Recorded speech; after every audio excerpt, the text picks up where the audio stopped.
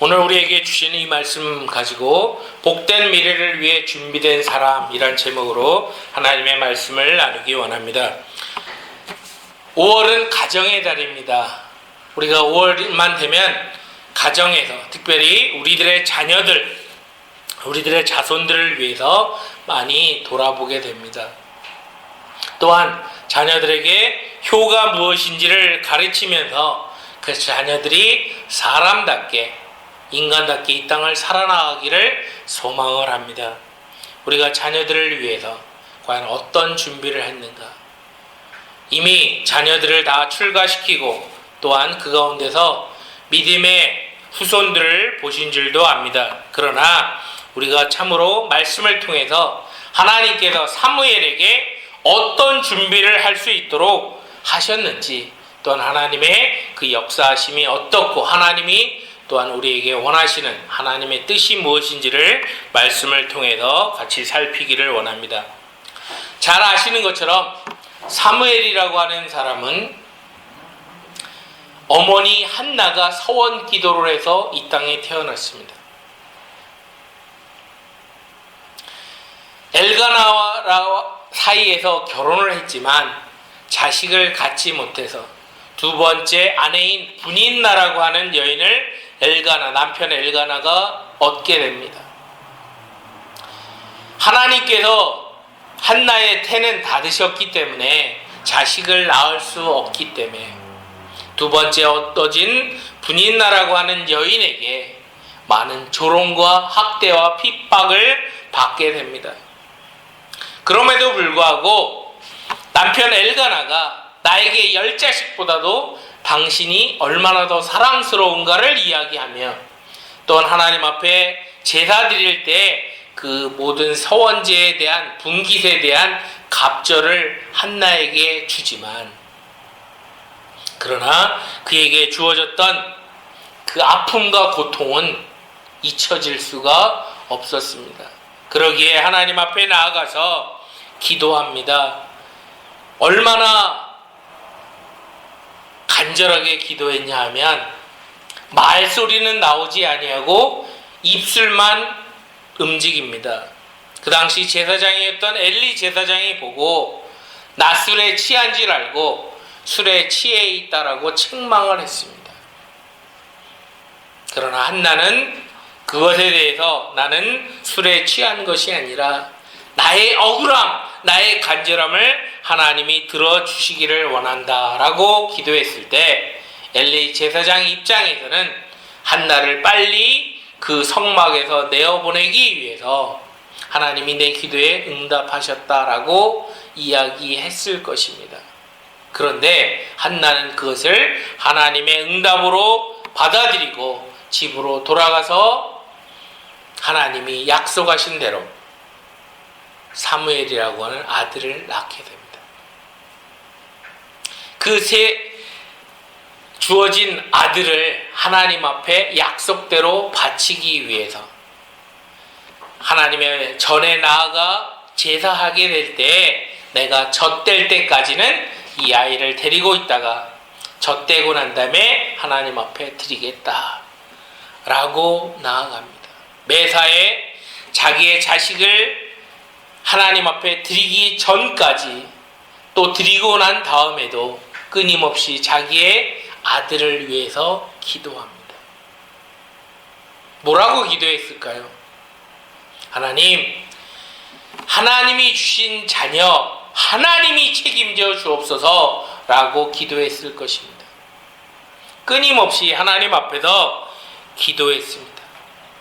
그래서 1장 27절에 보면 한나가 사무엘을 얻고 난 다음에 이 아이를 위하여 내가 기도하였더니 내가 구하여 기도한 바를 여호와께서 내게 허락하신지라. 하나님께서 나에게 약속하셔서 나에게 아들을 주셨습니다. 그래서 아들을 드리게 됩니다. 여러분들 잘 아시는 것처럼 사무엘을 하나님 앞에 드리고 난 다음에 하나님께서는 엘리를 통해서 예언의 말씀을 주십니다. 너에게 하나님께서 자녀들을 더 줄 것이다. 그래서 세 아들과 두 딸을 한나는 갖게 됩니다. 한나는 2장에 보면 하나님 앞에 기도합니다.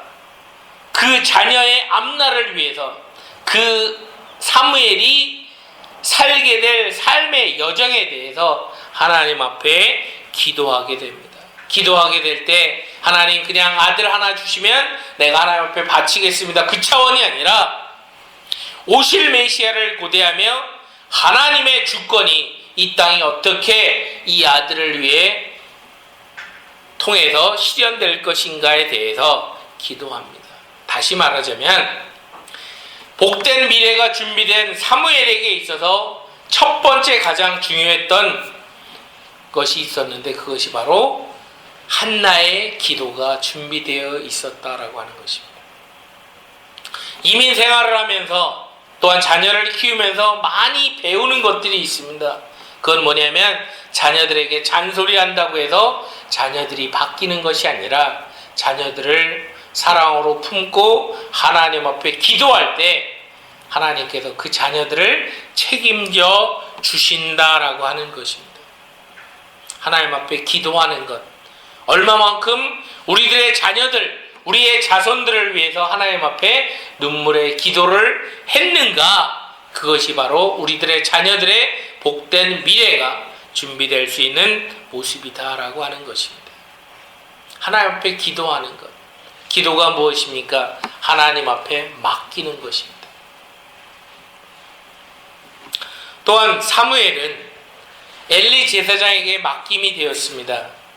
맡김이 되었을 때 그 당시에 엘리 제사장은 몸은 비대하고 하나님의 말씀에 대한 사모함, 갈급함이 없었습니다. 그래서 하나님의 말씀이 희귀할 때라고 성경은 표현을 하고 있습니다.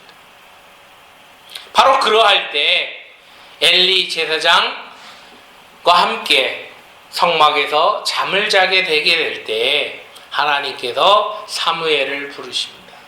사무엘아, 사무엘아 부를 때 사무엘이 일어나서 엘리 제사장에게로 뛰어갑니다. 당신이 나를 부르셨기에 내가 여기 있습니다 라고 이야기합니다. 엘리 제사장이 나는 너를 부르지 않았다. 두 번째 하나님이 또 부르십니다. 사무엘아, 사무엘아. 그럴 때 또 엘리 제사장에게 달려갑니다. 난 너를 부르지 않았다. 세 번째 하나님께서 사무엘아, 사무엘아 부르십니다. 또 달려가서 예, 제가 여기 와 있습니다 했을 때 그때 엘리 제사장이 눈치를 챘습니다. 하나님이 사무엘을 부릅니다. 그래서 하나님이 또 부르시거들랑 말씀하옵소서, 주의 종이 여기 있습니다 라고 고백을 해라, 말을 해라 라고 가르쳐 줍니다. 3장 9절에 보면 엘리가 사무엘에게 이르되 가서 누웠다가 그가 너를 부르시거든 네가 말하기를 여호와여 말씀하옵소서, 주의 종이 듣겠나이다 하라 하니 이에 사무엘이 가서 자기 처소에 누우니라. 제대로 자기의 가정을 이끌어 나가지 못한 엘리 제사장이었지만 그 당시 사무엘에게 있어서는 롤 모델이었고 멘토였습니다. 하나님의 음성을 어떻게 들어야 되는지, 어떻게 반응해야 되는지 알 수 없는 그에게 엘리 제사장이 신앙의 멘토로 준비되어 있었습니다. 우리 많은 경우 신앙의 멘토 그러면 뭔가 이렇게 완벽한 사람을 요구할 때가 많이 있습니다. 그러나 부족하지만 그 순간순간마다 주어지는 내용, 그 메시지에 대한 것을 잘 따라 나가게 될 때 우리들이 신앙생활하는 데 있어서 온전한 삶을 살아갈 수 있음을 알 수 있습니다. 한 사람이 신앙생활을 하는 데 있어서 한 교회에서 쭉 자라난 것으로만 되어지지 아니하고 지금은 우리가 뭐 방송 설교라든가 인터넷을 통해서라든가 아니면 뭐 TV 방송을 통해서 접하는 그런 것들이 많이 있습니다. 그런 것들을 통해서 우리가 자라나가게 되는데 바로 하나님 앞에서 복된 미래가 준비됐던 사무엘에게 있어서는 신앙의 멘토가 있었다라고 하는 것입니다. 하나님이 사무엘을 불러서 무엇을 말씀하셨습니까? 엘리 집안을 하나님이 심판할 것이다 라고 하는 것을 말씀하십니다.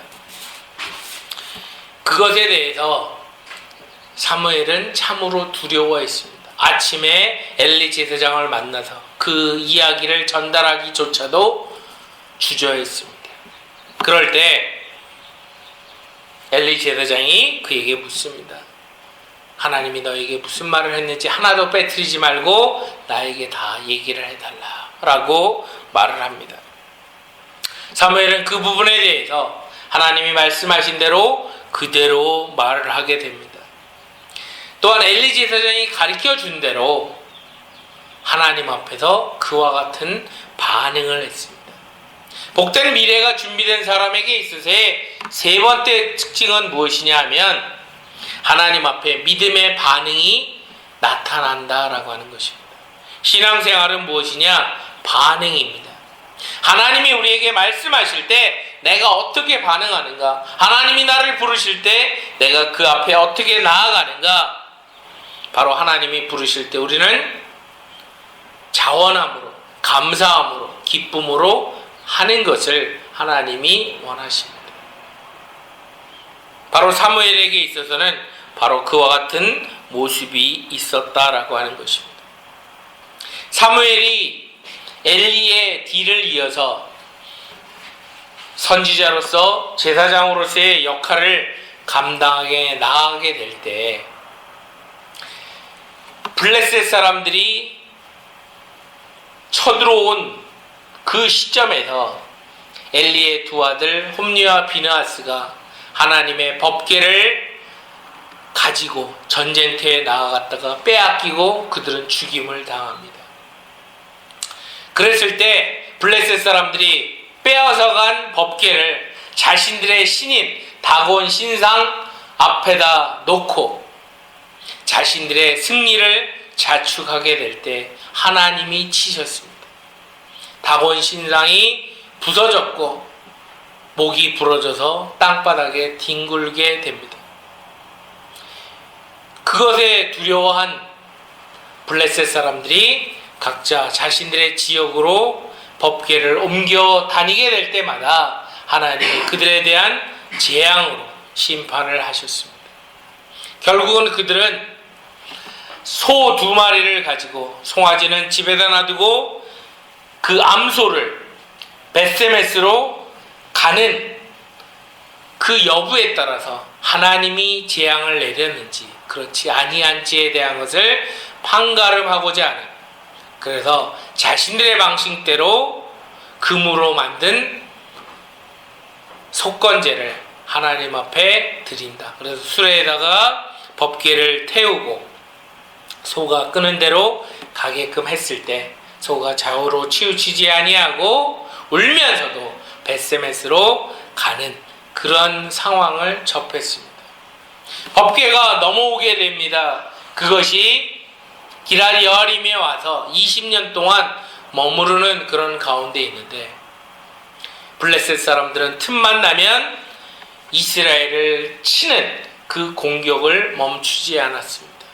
너무나 고통스러운 그런 가운데 우리가 어떻게 하면 하나님 앞에서 온전한 삶을 살 수 있을까라고 하는 이스라엘의 방백들의 그런 요청에 따라서 미스바로 모이라, 미스바로 나오면 내가 너희를 위해서 여호와께 기도하겠다라고 사무엘 선지자가 말을 합니다. 미스바에 하나님께 모여 기도하고자 할 때 하나님 앞에 일련된 어린 양을 번제물로 드리게 되었을 때 블레셋 사람들이 이때가 기회다 라고 해서 쳐들어옵니다. 쳐들어올 때 이스라엘 백성들과 함께 하나님 앞에 기도하는, 이스라엘 백성들을 위해 기도했던 사무엘의 그 기도로 말미암아 하나님께서는 우레로 블레셋 사람들을 치시고, 그리고 사무엘이 이스라엘의 선지자로서 제사장으로서 그 일을 감당하는 동안에는 블레셋 사람들이 쳐들어올 수 없는 그런 상황으로 하나님께서 만드셨습니다. 다시 말하면 복된 미래가 준비된 사무엘의 모습을 우리에게 보여주고 있습니다.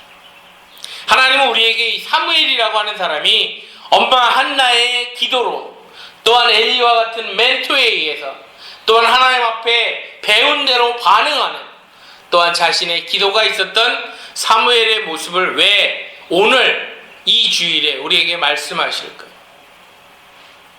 우리의 삶 가운데 가장 중요한 것이 무엇이냐면 기도기 때문에 그렇습니다. 기도밖에는 어떠한 일도 나타나지 않습니다. 귀신 들린 아이를 붙잡고 제자들이 씨름하고 있을 때 왜 예수님은 귀신을 내어쫓는데 우리는 이 일을 하지 못할까라고 했을 때 예수님께서 제자들에게 하셨던 말씀이 뭐냐면 기도 외에는 이와 같은 유가 나갈 수 없다라고 하는 사실을 분명히 말씀하십니다. 기도가 무엇입니까? 기도는 내 자신의 힘을 빼는 것입니다. 우리가 어떤 때 기도하지 않습니까? 교만해지면 기도하지 않습니다. 내가 무엇인가를 이룰 것 같으면 할 수 있겠다라는, 가능하겠다는 생각이 들면 기도하지 않습니다. 사무엘의 기도의 특징을 보면 자신에게 기도 부탁하는 이스라엘 백성들을 위해서 쉬지 않고 기도합니다. 사무엘이 했던 유명한 말 중에 하나가 뭐냐면 나는 기도하는 것을 쉬는 죄를 범치 않겠다라고 고백합니다. 예수님이 누구십니까? 예수님은 하나님이십니다. 예수님이 이 땅에 오셔서 공생의 사역을 우리가 가만 돌이켜보게 되면 3년 동안 예수님이 하셨던 성경에 기록된 내용을 살펴보게 되면 새벽 미명 하나님 앞에 기도했습니다. 밤이 맞도록 하나님 앞에 기도했습니다.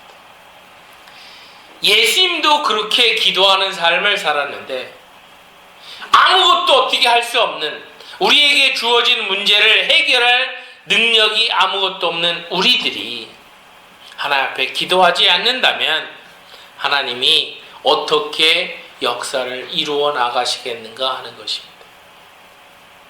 하나님이 우리에게 원하는 것은 기도하는 사람입니다.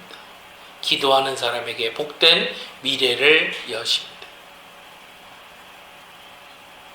지금 미국은 동성애라고 하는 것 때문에 몸부림을 치고 있습니다.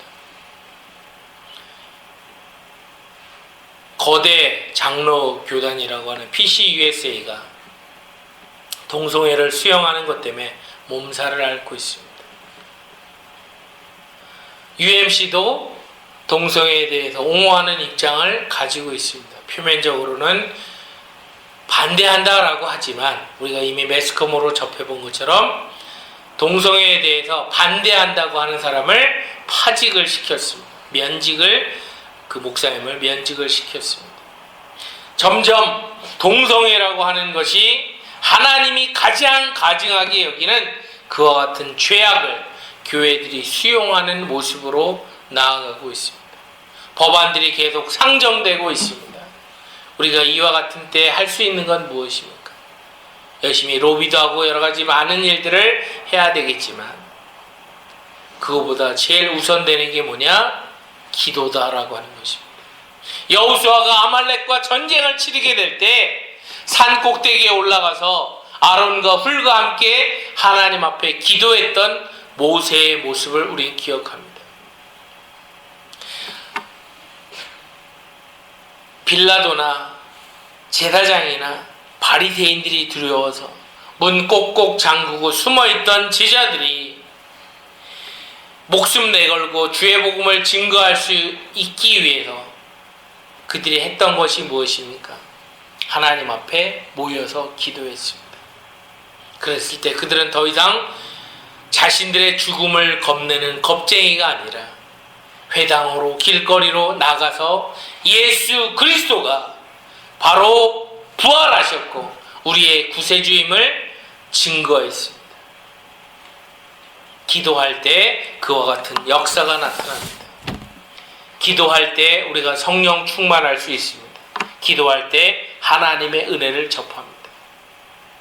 선교지를 갈 때마다 답답함이 있습니다. 선교지에서는 하나님의 역사가 실제적으로 나타나는 것을 경험하는데 이민교회 현장에서는 왜 나타나지 않을까? 몇 년 동안 고심을 했습니다. 그러다가 이거구나 했던 것입니다. 선교지에서는 선교사님들이 어떻게 해볼 도리가 없습니다. 그러니까 기도만 합니다. 이민교회에서는 인간적으로 이렇게 저렇게 해볼 방법들이 많아서 목사도 장로도 권사도 집사도 기도하지 않습니다. 그리고 인간적인 생각들로만 하려고 합니다. 그러다 보니까 교회가 소셜 클럽이 돼갑니다.